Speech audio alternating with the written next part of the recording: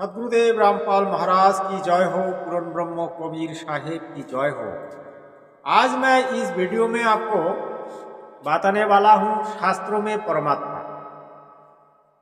जगत गुरु तत्वदर्शी संत रामपाल महाराज जी बहुत शास्त्र ग्रंथों से प्रमाण कर दिखाया कबीर देव ही परमात्मा है।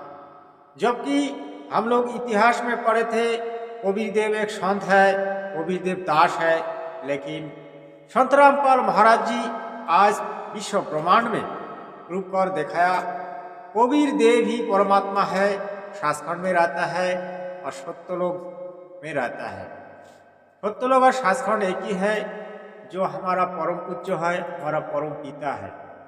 संसार के शास्त्रों तथा संत परमात्मा के विषय में क्या जानकारी देते हूँ। संसार के शास्त्रों तथा संत परमात्मा के विषय में क्या जानकारी देते हूँ। विश्व के मुख्य शास्त्रों सदग्रंथों में परमात्मा को बहुत अच्छे तरीके से परिभाषित किया है। पहले यही जानते हैं कि विश्व के मुख्य शास्त्रों सदग्रंथों कौन से है, तो कौन सा है। वेद दो प्रकार है, सूक्ष्म वेद, सामान्य वेद। वेद कितने प्रकार का होते हैं? दो प्रकार का। जैसे किसी नकली संत को आप पूछोगे तो वेद का बारे में वो बता नहीं पाएगा, लेकिन हमारे जगत गुरु तत्वदर्शी संत रामपाल महाराज जी ने हम लोगों को इतना ज्ञान दिया जो कि कोई भी नकली आके हमारे साथ और शास्त्रार्थ करेगा तो वो कभी हमारे पास वो शास्त्रार्थ नहीं कर पाएगा, क्योंकि हम लोग को जो ज्ञान मिला परमात्मा का ज्ञान, आत्म तत्व ज्ञान, उनको आत्म तत्व ज्ञान नहीं है और ना तो उनकी परम तत्व ज्ञान है। सूक्ष्म वेद यही वही ज्ञान है जो परमात्मा स्वयं पृथ्वी पर प्रकट होकर अपने मुख कमल से उच्चारण करके बोलता है। यही संपूर्ण ज्ञान युक्त है। प्रमाण ऋग्वेद मंडल नंबर 9 सूक्त नंबर 86 मंत्र नंबर 26-27, ऋग्वेद मंडल नंबर 9 सूक्त नंबर 82 मंत्र नंबर 1-2, ऋग्वेद मंडल नंबर 9 सूक्त नंबर 94 मंत्र नंबर 1, ऋग्वेद मंडल नंबर 9 सूक्त नंबर 95 मंत्र नंबर 2, ऋग्वेद मंडल नंबर 9 सूक्त नंबर 20 मंत्र नंबर 1, ऋग्वेद मंडल नंबर 9 सूक्त नंबर 96 मंत्र नंबर 16 से 20, ऋग्वेद मंडल नंबर 9 सूक्त नंबर 54 मंत्र नंबर 3, यजुर्वेद अध्याय 9 मंत्र नंबर 1 तथा 32, यजुर्वेद अध्याय 29 मंत्र नंबर 25, अथर्ववेद कांड 4 अनुवाक 1 मंत्र नंबर 7, सामवेद मंत्र संख्या 822। अन्य प्रमाण श्रीमद् भगवद गीता अध्याय 4 मंत्र नंबर 32 में है, कहा है कि सच्चिदानंद घन ब्रह्म जानी सत्य पुरुष अपने मुख कमल से वाणी बोलकर तत्वज्ञान विस्तार से कहता है। कारण परमात्मा ने सृष्टि के प्रारंभ में संपूर्ण ब्रह्म अर्थात ज्योति निरंजन अर्थात काल पुरुष के अंतःकरण में डाला था, फैक्स किया था। परमात्मा द्वारा किया निर्धारित समय पर यही ज्ञान स्वयं ही काल पुरुष के शासन द्वारा समुद्र में प्रकट हो गया। काल पुरुष ने इसमें से महत्वपूर्ण जानकारी निकाल दी। शेष अधूरा ज्ञान संसार में प्रवेश कर दिया। उसी को 4 भागों में 4 वेदों के रूप में जाना जाता है। देखिए वेद क्या है, आज आप लोगों को इस बारे में जानकारी मिल गया। वेद का कैसे सृष्टि हुआ। सामान्य वेद वही आंशिक ज्ञान है जो ब्रह्म अर्थात ज्योति निरंजन अर्थात काल ने अपने ज्येष्ठ पुत्र ब्रह्मा जी को दिया था। यही अधूरा ज्ञान है। इसमें से मुख्य जानकारी निकाल गई है जो ब्रह्म अर्थात काल ने जानबूझकर निकाली थी। कारण यही था कि काल पुरुष को भय रहता है कि किसी को पूर्ण परमात्मा ज्ञान ना हो जाए। यदि प्राणियों को पूर्ण परमात्मा का ज्ञान हो गया तो सब इसमें चले जाएंगे, जहां जाने के पश्चात जन्म मृत्यु समाप्त हो जाता है। यदि प्राणियों को पूर्ण परमात्मा का ज्ञान हो गया तो सब इस काललोक के लोक को त्याग कर पूर्ण परमात्मा के लोक अर्थात सत्यलोक शाश्वत स्थान में चले जाएंगे, जहां जाने के पश्चात जन्म मृत्यु समाप्त हो जाता है। इसीलिए ब्रह्म अर्थात काल पुरुष ने पूर्ण परमात्मा के परम पद की जानकारी नहीं बताई। आज इस जगत में जो परमात्मा का ज्ञान को छुपाया गया है, कारण क्या है आप लोगों ने सुना।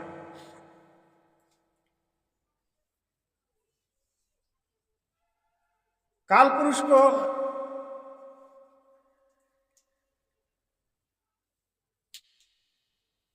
उसकी पूर्ति करने के लिए पूर्ण परमात्मा स्वयं सशरीर प्रकट होकर संपूर्ण ज्ञान बताता है। अपनी प्राप्ति की वास्तविक मंत्र भी बताते हैं, जो काल भगवान ने समाप्त करके शेष ज्ञान प्रदान कर रखा होता है। उसको ऋषिजन वेद कहते हैं। ऋषि व्यास जी ने इस वेद को लिखा तथा इसके 4 भाग बनाए। तो देखिए वेद को किसने लिखा। वेद को ऋषि व्यासदेव ने लिखा, लेकिन नकली को पता ही नहीं है। नकली कहेगा कि समुद्र मंथन से वेद निकला, लेकिन समुद्र मंथन से वेद निकला तो वेद को लिखा कौन। प्रूफ मिल गया कि ऋषि व्यास जी ने इस वेद को लिखा तथा इसके 4 भाग बनाए। ऋग्वेद 2, यजुर्वेद 3, सामवेद 4, अथर्ववेद जो वर्तमान में प्रचलित है। इन्हीं 4 वेदों का सारांश काल पुरुष ने श्रीमद् भागवत गीता के रूप में श्री कृष्ण जी के शरीर में प्रवेश करके महाभारत के युद्ध में पूर्व बोला था। वो भी बाद में महर्षि व्यास जी ने कागज पर लिखा, जो आज अपने को उपलब्ध है। 7 ग्रंथों में बाइबल का नाम भी है। बाइबल ये 3 पुस्तकों का संग्रह है, तौरात, जबूर और इंजील। बाइबल में सर्वप्रथम सृष्टि की उत्पत्ति की जानकारी है, जिससे लिखा है कि परमात्मा ने सर्वप्रथम सृष्टि की रचना की। पृथ्वी, सूर्य, दिन रात, पशु पक्षी, मनुष्य, नर नारी की रचना परमात्मा ने 6 दिन में की तथा 7वें दिन तख्त पर जाके विराजा। सृष्टि रचना अध्याय 1 के श्लोक 26, 27, 28 में यही भी स्पष्ट किया गया है कि परमात्मा ने मानव को अपने स्वरूप जैसा उत्पन्न किया। इसमें सिद्ध हुआ कि परमात्मा भी मनुष्य जैसा निराकार है। तो देखिए आज हम लोगों को जो प्रूफ मिला, इस प्रूफ में आपको क्या समझ में आया कि वेद कितने प्रकार है। 2 प्रकार है, एक है सूक्ष्म वेद और एक तो ये 4 वेद है जो काल ने अपना श्रीमुख से बोला। वो भी परमात्मा का ही ज्ञान है, लेकिन असली जो वेद है वो है सूक्ष्म वेद। सूक्ष्म वेद में परमात्मा स्वयं ही ज्ञान दिया है। और सूक्ष्म वेद का बारे में हमारे देश का जो मंडलेश्वर है, साधु संत है, जो कि काल का पूजा करते हैं, उन लोगों को पता नहीं है। इसीलिए ये लोग संत रामपाल महाराज जी की ज्ञान को जल्दी समझ नहीं पाते हैं, और ना समझने के कारण से ये लोग बहुत अरब शराब भी बोलते हैं। जब इन लोगों को समझ में आते हैं तब नतमस्तक हो जाते हैं। जैसे श्रीवास द्विवेदी नाम का एक साधु बोलो या संत बोलो, साधु संत तो है नहीं, लेकिन वो कथावाचक है। आज उनको धीरे धीरे समझ में आ रहा है, और उनकी चैनल में हर वक्त वो अभी संत रामपाल महाराज जी की ज्ञान की चर्चा कर रहा है। उसमें भी संत रामपाल महाराज जी की फायदा है, संत रामपाल महाराज जी की भगवत की फायदा है। क्योंकि भले वो बुरा कहे, लेकिन संत रामपाल महाराज जी की ज्ञान का तो चर्चा बड़ा है ना। तो भाई संत रामपाल महाराज जी का ज्ञान सिर्फ इंडिया पे नहीं है, विश्व ब्रह्मांड में फैल रहा है और फैलना चाहिए। जगत गुरु रामपाल महाराज जी स्वयं ही कहते हैं 1000 साल तक ये ज्ञान चलेगा और 1000 साल में विश्व ब्रह्मांड में ज्ञान फैलेगा, इसमें कोई नहीं रोक पाएगा, क्योंकि परमात्मा का ऊपर कोई हो ही नहीं सकता। चाहे जितना भी नौकरी कोशिश करे, लेकिन संत रामपाल महाराज जी के ज्ञान को कोई नहीं रोक सकता। अभी जो संत रामपाल महाराज जी की शिष्य बन रहा है वो सबसे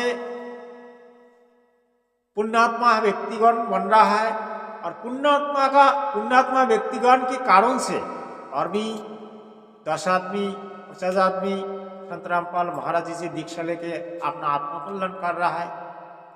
आज का वीडियो यही था, शास्त्रों में परमात्मा।